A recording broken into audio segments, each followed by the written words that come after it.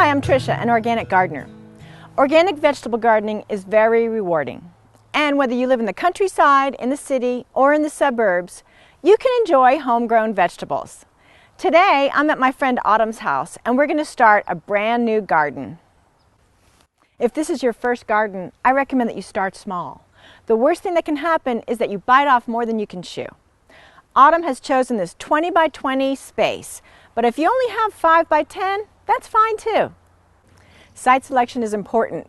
You need a minimum of 6 hours of sunlight per day for vegetables, and preferably more. If you're not sure how much sun you get, you can use one of these SunCalc sunlight calculators and be sure you've chosen the right spot.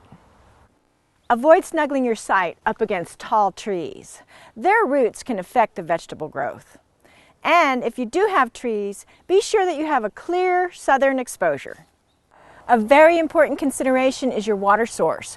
Do you have a hose bib or some other way to connect your irrigation that's close by to your site?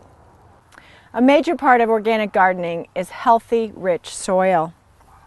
In order to know how to build your soil, a soil test is critical. A soil test is going to tell you exactly what your garden already has and what it needs. Check our video on soil tests to learn how to take a good soil sample. The next step is soil preparation, and you can prepare the soil by either using a tiller, a broad fork, or a digging fork.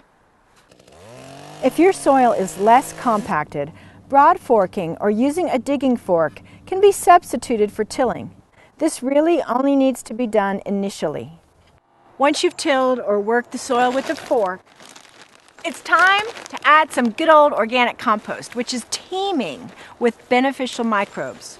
Next, I'm going to build my soil beds by digging out the dirt from the pathways and putting it on the bed until the bed is about 6 to 8 inches in height. The next step is to grade the bed. And if you want to add some fertilizer per the soil test results, now's the time to do it.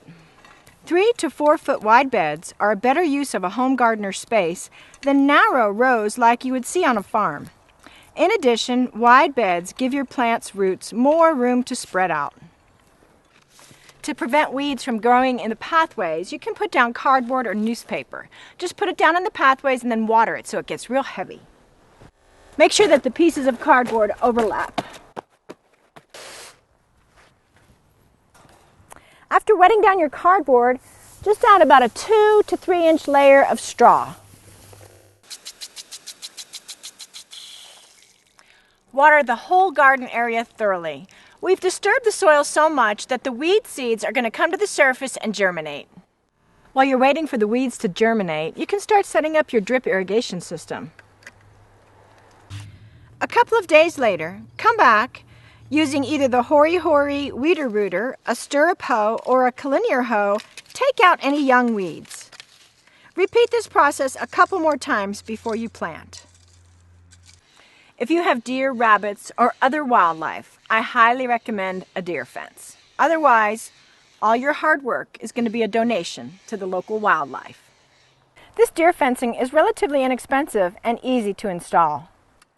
It's finally time to plant the certified organic vegetable starts and seeds. I'm planting these peas and they grow really tall, so I'm going to stake them with the bamboo. And I'm planting them to the north of the garden so that they don't shade out the other lower growing plants like the radishes I'm going to plant from seed.